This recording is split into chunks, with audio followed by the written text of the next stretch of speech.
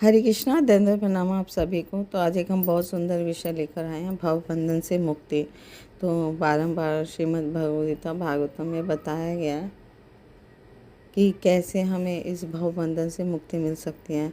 भवबंधन क्या है? इस भौतिक जगत में हम जो बारंबार आते हैं, जन्म मृत्यु जरा व्याधि के चक्र में जो हम फंसे हुए हैं, 84 लाख योनियों में अनादिकाल से अनंत काल से हम जो भ्रमण कर रहे हैं, वो है भवबंधन। है भौतिक जगत का बंधन, संसार का बंधन। तो उससे हमें कैसे मुक्ति मिलेगी? तो एक बुद्धिमान व्यक्ति जो होता है वो यहाँ से, इन बंधन से, जन्म मृत्यु जरा व्याधि के बंधन से निकलने का प्रयास करता है, क्योंकि ये इतना कष्टकारी है ना।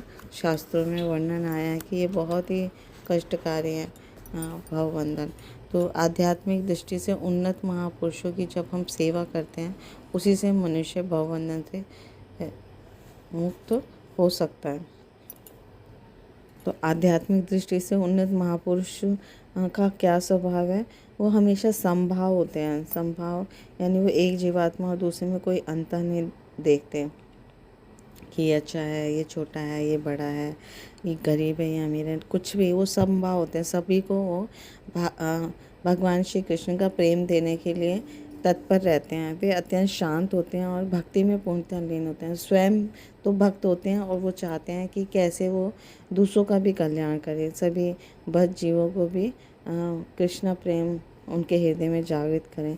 वो क्रोध रहित होते हैं और सभी के कल्याण के लिए ही कार्य करते रहते हैं। तो ऐसा कोई निम्न आचरण नहीं करते, कोई जो शास्त्रों के विरुद्ध। हमेशा उनका जीवन जो है शास्त्रों के अकॉर्डिंग, अनुसार, गुरु है ना, इसके अनुसार चलता रहता है। तो वो अपने आप में ही एक श्रेष्ठ एग्जाम्पल होते हैं। तो ऐसे महात्मा जिनकी परिभाषा भगवद गीता में भी दी गई है 9:13 में, महात्मानस्तु मां पार्था देवीं प्रकृतिम आश्रिता भजन्त्यो अनन्यो मनसो ज्ञात्वा भूतादिम अव्ययम्। वो भगवान श्री कृष्ण स्वयं कहते हैं कि हे पार्थ, मोह मुक्त महात्मा जन दैवी प्रकृति के संरक्षण में रहते हैं। वे पूर्णतः भक्ति में निमग्न रहते हैं, क्योंकि मुझे आदि और अविनाशी भगवान के रूप में जानते हैं। भगवान स्वयं अपने श्रीमुख से यहाँ समझा रहे हैं कि जो महात्मा होते हैं ना, वो हमेशा एक भगवान की जो दिव्य प्रकृति है, दैवी प्रकृति है, उनके संरक्षण में रहते हैं। यानी उनको कभी भी भगवान के संरक्षण से अलग नहीं समझना चाहिए। भगवान हमेशा रक्षा करते हैं उनकी। क्यों? क्योंकि वो हमेशा भगवान की भक्ति में निमग्न रहते हैं और वो भगवान श्री कृष्ण को ही आदि और अविनाशी भगवान के रूप में जानते हैं। यही वेदों का सत्य है। वेदों का निर्णय है कि है ना, ईश्वर परमा कृष्ण सच्चिदानंद विग्रह अनादिरादिर गोविंदा सर्व कारण कारणम। परम ईश्वर जो है वो भगवान श्री कृष्ण है ना। उनका विग्रह सच्चित आनंद में है और वो सबके आदि कारण है ना। सबके आदि कारण भगवान गोविंद है। तो यहाँ मनुष्य भवबंधन से मुक्ति को अगर प्राप्त करना है उसे, तो उन्नत भक्तों की सेवा ये एकमात्र रास्ता बताया गया हमारे शास्त्रों में। हमारे है ना गुरु साधु शास्त्र सभी यही कहते हैं कि भक्तों की, उन्नत भक्तों की सेवा जब हम करेंगे तभी हम भवबंधन से मुक्त हो सकते हैं। तो इस जगत से अगर उद्धार होना है तो सिर्फ उन्नत भक्तों की सेवा से ही हो सकता है। तो उन्नत भक्तों को हमें, अगर हमारे जीवन में आते हैं शुद्ध भक्त भगवान के, तो ये हमारे भगवान की हमारे ऊपर एक कृपा है। तो हमें ध्यानपूर्वक उनकी वाणी सेवा, वपु सेवा, जो भी हमें अवसर मिले हमें करना चाहिए। वपु सेवा तो बहुत कम लोगों को मिलती है जो उनके आसपास रहते हैं, भक्तों के आसपास। लेकिन वाणी सेवा होते हैं, जैसा वो हमें बताते हैं उनके शब्दों को यथारूप समझकर अपने जीवन में आत्मसात करना और उसके अकॉर्डिंग अपना जीवन जीना और उनके हर बात का अपने जीवन में अनुसरण करना। तो ये वाणी सेवा होती है। तो जब हम उनके आदेशों का पालन करते हैं तो ये वाणी सेवा करते करते हम इस बंधन से मुक्त हो जाते हैं। तो जो लोग महात्माओं की सेवा नहीं करते है ना, साधु पुरुषों का संग नहीं करते, वो भौतिकतावादी बन जाते हैं और फिर उसके बाद वो इसी जीवन में नार की अवस्था में गिर जाते हैं और वो तब तक झेलते रहेंगे ये कष्ट, है ना, नरक के कष्ट या इस भौतिक जगत में। उन्हें लगता है कि सुख है, पर उन्हें पता नहीं है कि वो नरक की ओर अतिशीघ्र आगे बढ़ रहे हैं, तेज़ी से बढ़ रहे हैं। और तब तक वो कष्ट झेलते रहेंगे वो बच्चे, जब तक कि वो आध्यात्मिक जीवन को नहीं अपनाएंगे।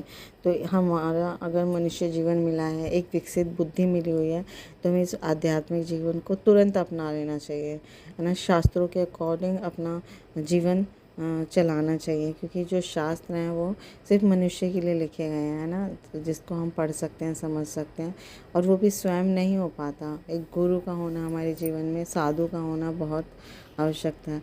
तो उनकी सेवा करके ही, है ना, शुद्ध भक्तों की सेवा करके ही हम इस भव बंधन से सरलता से मुक्त हो सकते हैं।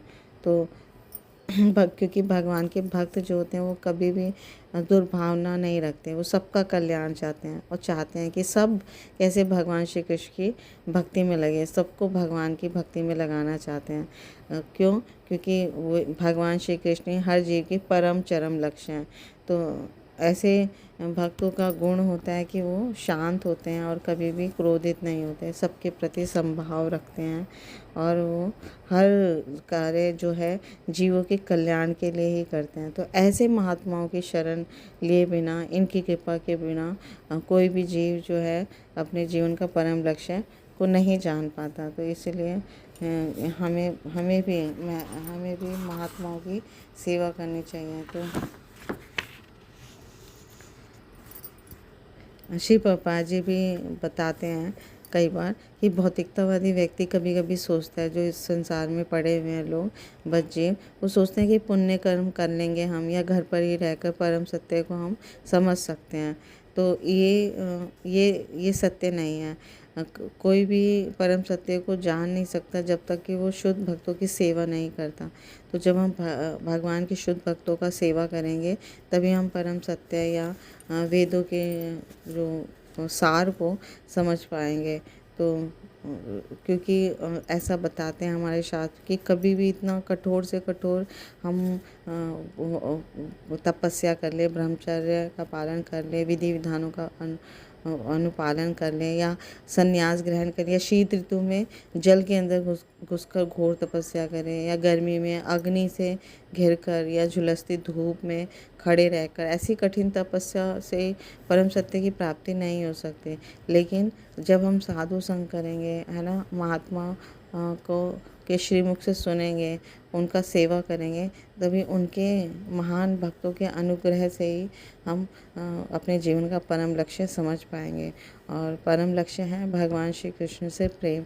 तो हम सभी जीवों के हृदय में ये सुप्त अवस्था में है, पर वो जागृत कब होता है? जब हम भक्तों की हमारे ऊपर महान भक्तों की कृपा होती है, भगवान के शुद्ध भक्तों की कृपा द्वारा ही हमारे हृदय का सुप्त कृष्ण प्रेम जागृत हो जाता है। तो भगवान श्री कृष्ण के जो शुद्ध भक्त हैं, उनकी चरण रज में हमें स्नान करना चाहिए, मीन्स उनके आदेशों का पालन करना चाहिए, उनकी सेवा करनी चाहिए। इसके बिना भगवान की भक्ति को हम नहीं प्राप्त कर सकते, असंभव है। तो आगे भी वर्णन आता है कि ये पृथ्वी में, धराधाम में, पृथ्वी लोक में ही मानव योनि जो मिलती है उसकी बहुत महत्ता है ना। भागवतम के भी पंचम स्कंद में ये वर्णन आता है कि देवता गण भी लाइन लगा के खड़े हैं कि कैसे भारत भूमि में, पृथ्वी लोक में हमारा जन्म हो, है ना, एक वैष्णव परिवार में, भक्ति परिवार में कब जन्म हो। क्योंकि जब पृथ्वी लोक में साधु संग का अवसर मिलता है और मानव योनि में जीव उस अवसर का लाभ उठा सकता है ना, उसको ग्रहण कर सकता है। तो राजा रघुगण भी 5th पंचम स्कंद के 13वें अध्याय में कहते हैं कि ये मनुष्य योनि जो है वो सारी योनियों में सबसे सर्वश्रेष्ठ है, 84 लाख योनियों में सबसे सर्वश्रेष्ठ है। क्योंकि स्वर्ग में भी देवताओं का अगर हमें जन्म मिले तो वो इतना यशस्वी नहीं होता, लेकिन इस पृथ्वी पे मनुष्य जन्म मिल गया, वो मतलब बहुत सौभाग्यशाली जन्म है। क्योंकि ऐसे देवताओं के कुछ पद का क्या लाभ अगर वहाँ पर इतनी सारी भोग सामग्री है, इतना अथाह भोग सामग्री के कारण भगवान के भक्तों का संगति करने का अवसर नहीं मिल पाता, है ना। और जब वो इंद्र तृप्ति कर चुके होते हैं, स्वर्गीय लोक में इंद्र तृप्ति के सर्वोच्च साधन उपलब्ध हैं, तो इतना ज़्यादा वो रम जाता है जीव कि वो भगवान को भी भूल जाता है और भोग विलास के लोकों में, स्वर्ग आदि लोकों में निष्काम भक्त, भगवान के शुद्ध भक्त बहुत ही कम मिलते हैं, क्योंकि उनको, है ना, उनको समय भी नहीं है भक्ति करने का, और उनको कोई नीड भी नहीं है। लेकिन भारत भूमि में, पृथ्वी लोक में सुख और दुख का समन्वय है, दोनों है। जब दुख आते हैं तो वो जीव इन दुखों से छुटकारा पाने के लिए कुछ उपाय ढूंढने के लिए, है ना, प्रेरणा लेता है कि कैसे, तो उसके लिए भक्ति करना बहुत सरल हो जाता है। तो मनुष्य जीवन उसको मिला है और सुख दुख का समन्वय भारत भूमि में अगर जन्म मिला तो ये परम सौभाग्य की बात है ना। भारत भूमि ते हिले मनुष्य जन्म यार, जन्म सार्थक करे कर परोपकार। श्री चैतन्य महाप्रभु कहते हैं अगर भारत भूमि में किसी का जन्म हुआ है तो परम सौभाग्य की बात है, जिसके लिए देवता आदि गण भी तरसते हैं। तो जिसका भी भारत भूमि में जन्म हुआ है ना, वो वो अपना भी जन्म सार्थक करे और फिर स्वयं तो भागवत भक्ति करे और अन्य को भी सिखाए, कर परोपकार, दूसरों को भी सिखाए, है ना। और इसके अलावा किसी का भी अगर वैष्णव जन संग हुआ है या भगवान कृष्ण की भक्ति करने का अवसर मिला है, श्री प्रभुपाद जी के मिशन में हम आए, है ना, इस्कॉन से जुड़े, तो ये हमारा परम सौभाग्य है। तो इस तरह से हम मनुष्य जीवन सर्वश्रेष्ठ योनि में हमें जन्म मिला है और भारत भूमि में, पृथ्वी में जन्म मिला। तो इस पूरे अवसर का लाभ हमें ये है कि हमें शुद्ध भक्तों का संग मिल रहा है। तो इन भक्तों की इन भक्तों की सेवा करके हम भगवान श्री कृष्ण की प्रेम प्राप्त कर सकते हैं, भक्ति प्राप्त कर सकते हैं और उसे अपना जीवन जो है वो आनंदित कर सकते हैं, दिव्य आनंद को प्राप्त कर सकते हैं, जिसके लिए हम, है ना, अनंत काल से, अनादिकाल से भटक रहे हैं। तो जब हम इन भक्तों के संग हरे कृष्णा महामंत्र करते हैं, हरि नाम का आश्रय ग्रहण करते हैं, हरे कृष्णा कृष्णा कृष्णा हरे हरे, हरे राम राम राम हरे हरे, तो हमारे अहंकार अविद्या सबका विनाश हो जाता है और हमारा जीवन का परम लक्ष्य जो है शुद्ध कृष्ण प्रेम, वो जागृत हो जाता है। Thank you so much. Guru Maharaj की जय।